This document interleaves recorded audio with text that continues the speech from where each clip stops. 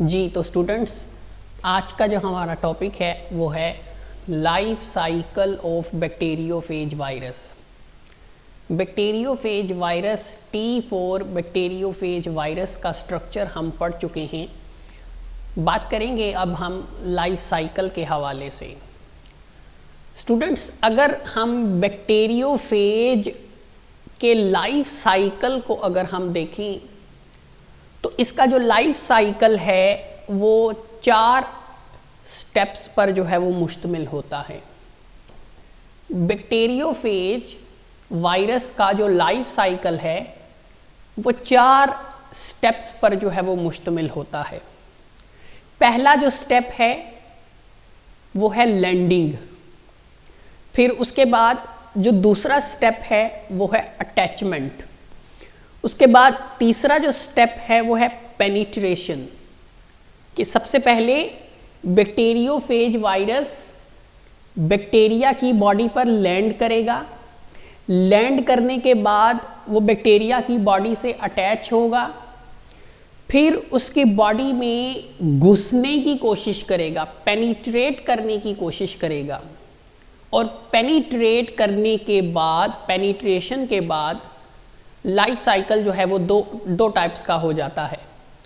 Sometimes penetration के बाद lytic cycle जो है वो होता है, और समटाइम्स पेनिट्रेशन के बाद लाइसोजेनिक जो है साइकिल जो है वो स्टार्ट हो जाता है। तो जो स्टेप नंबर 4 है वो 2 हिस्सों पर जो है वो डिवाइड होता है।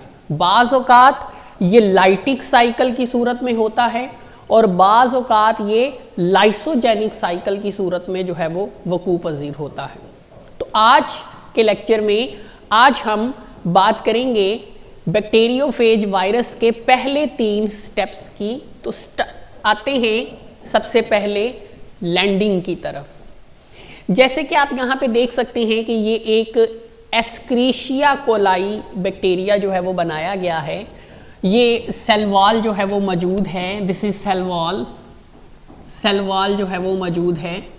रिसेप्टर्स जो हैं वो मौजूद हैं। जैसे कि आप जानते हैं कि हर सेल पर रिसेप्टर्स जो हैं वो मौजूद होते हैं, जो कि मॉलिक्यूल्स को अपने साथ अटैच करते हैं और फिर उनको बॉडी सेल में दाखिल होने की जो है वो इजाज़त देते हैं। तो यहाँ पर ये कुछ आप देख सकते हैं कि बैक्टीरिया की सरफेस पर कुछ रिसेप्टर्स भी जो हैं वो मौजूद हैं। These are different kinds of receptors. और ये बैक्टीरिया का अपना जो है वो क्रोमोसोम है, जो कि अल्टीमेटली सिर्फ और सिर्फ जो है वो डीएनए से जो है वो बना होता है। प्रोकैरियोटिक सेल का जो क्रोमोसोम होता है वो डीएनए का ही बना होता है। और ये एक बैक्टीरियोफेज वायरस है जिसका स्ट्रक्चर हम पढ़ चुके हैं।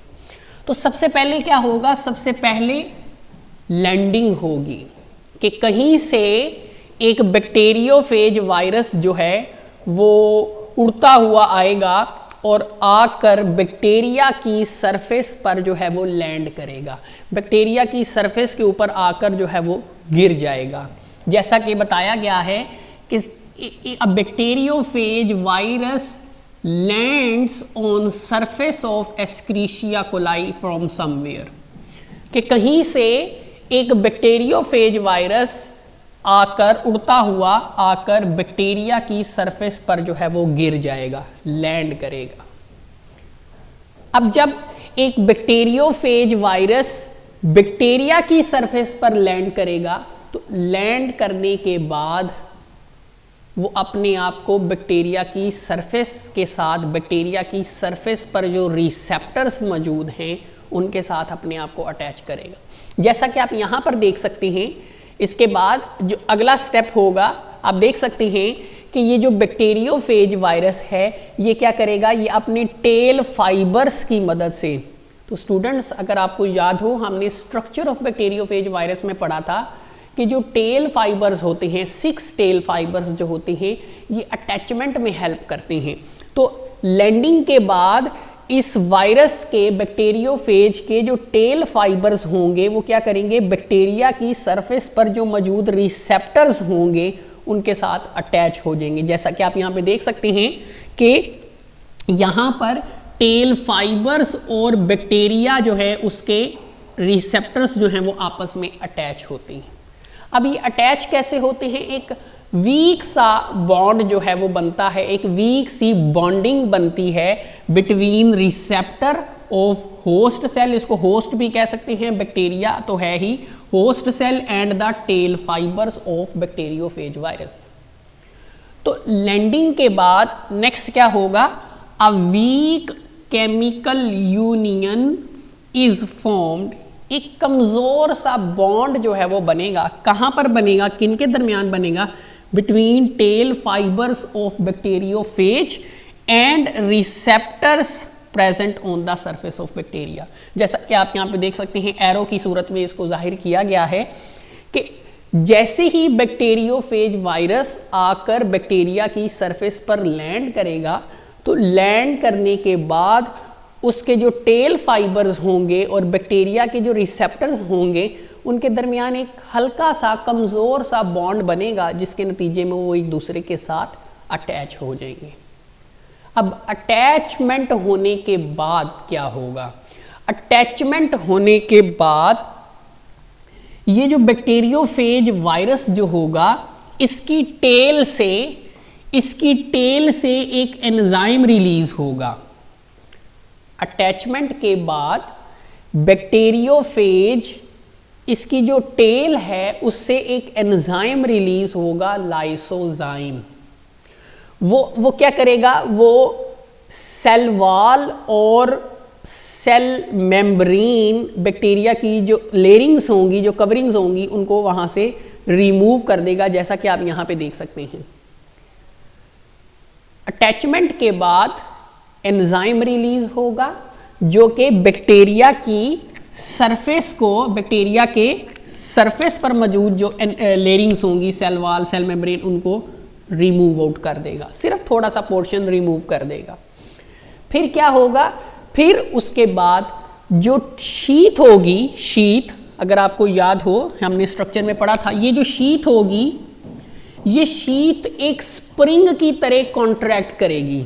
ये शीथ क्या करेगी, ये कॉन्ट्रैक्ट करेगी, और जब ये शीथ कॉन्ट्रैक्ट करेगी तो इसके अंदर जो टेल कोर मौजूद होती है, हमने पढ़ा था कि शीथ जो होती है ये कोर होता है और उस कोर के गिर्द जो है वो शीथ मौजूद होती है।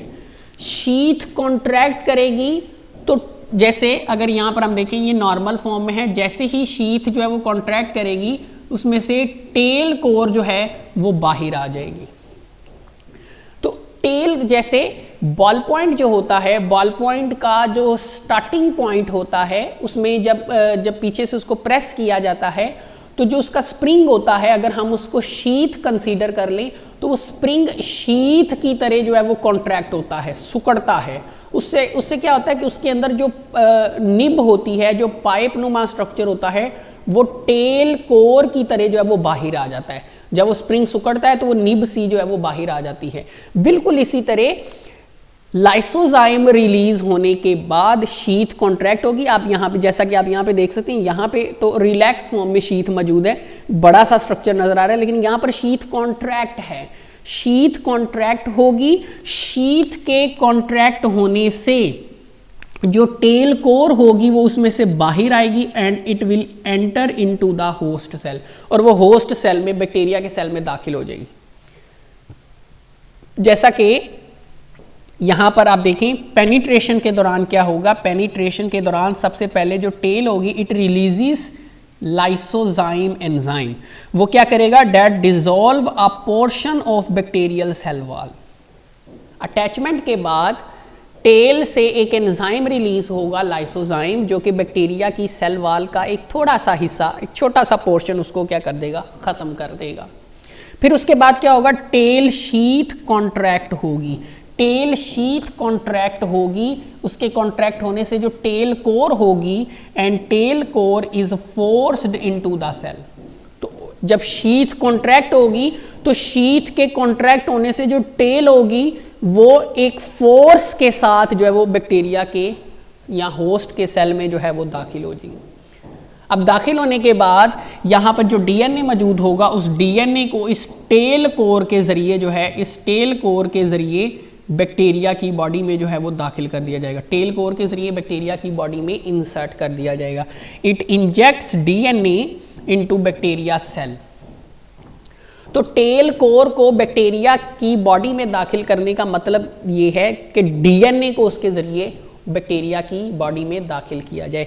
याद रहे सिर्फ वायरस का डीएनए बॉडी में दाखिल हो रहा है, जबकि जो उसका प्रोटीनीशियस पार्ट है, कैप्सिड, शीत वगैरह जो है वो उस बॉडी से वो बैक्टीरिया की बॉडी में दाखिल नहीं होते। तो जितना भी प्रोटीनीशियस पार्ट है वो बॉडी के बाहर ही रहता है।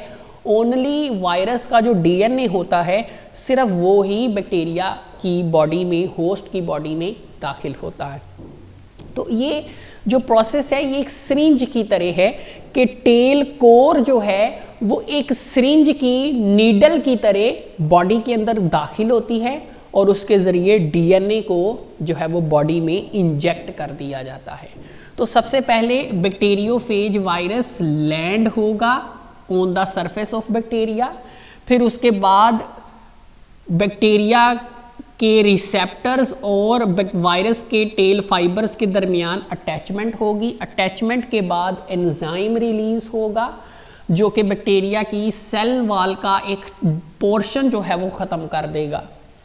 फिर शीथ कॉन्ट्रैक्ट होगी जिससे टेल कोर को इंसर्ट किया जाएगा फोर्स के ज़रिए। शीथ जब कॉन्ट्रैक्ट होती है तो वो एक फोर्स जनरेट करती है, उस फोर्स की वजह से टेल कोर जो है वो होस्ट सेल में इंसर्ट होता है और फिर इसकी मदद से वायरस के डीएनए को होस्ट सेल में सिरिंज की नीडल की तरह जो है वो इंजेक्ट कर दिया जाता है।